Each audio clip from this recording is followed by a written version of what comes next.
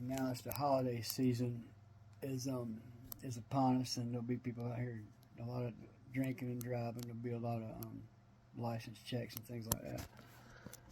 If you ever heard of the eye nystagmus test, what it is when a police officer holds something in front of you and says, "Keep your head still and just follow this pin with your eyes." Well, if this is 90 degrees and my shoulder straight up out, this plane is 180 degrees, and you got 45 degrees right here. If a person is at a level of, say, 0.08 to a 10, right around there, or a 9 to a 11, just right in the area of a 10, if they're intoxicated, right about 45 degrees, the eye muscle, alcohol makes the eye muscle release behind the eye.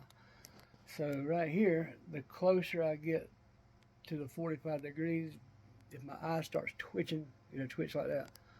If my head's still falling at about 45 degrees, my eye will start twitching if I'm at about 0.08 to a 10.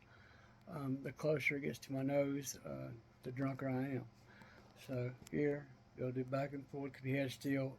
That's about a 15 or a 20, and about a 10 right there at 45 degrees. It's crazy how the human body does that.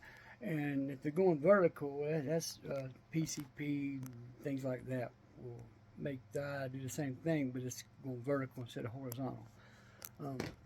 Another thing about an open container, and this is in North Carolina, but it says the law says you got to keep an open container behind the back passenger seat, which everybody says it's in the trunk. Now, state to state, some vehicle states, I think like California, you can't have an open container anywhere, but it's got to be behind the very back seat of the vehicle.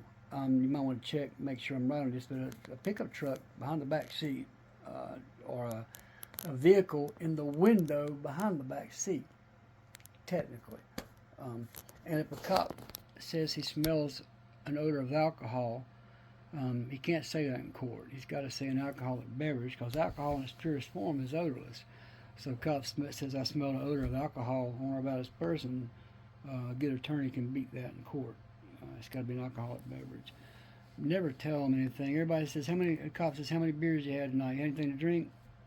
That's the answer. Everybody says, "I've had 2. Say 1 or 4, but don't say 2. That's the magic number. So that's a few little tidbits.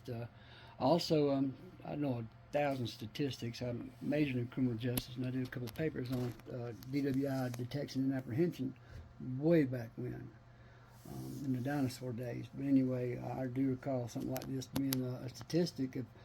If a vehicle's out at night, say 11 or 12 o'clock, and has one headlight out, the odds of a person being drunk is astronomical. It's up there. So great, over 50% of people driving with one headlight around midnight have had something to drink.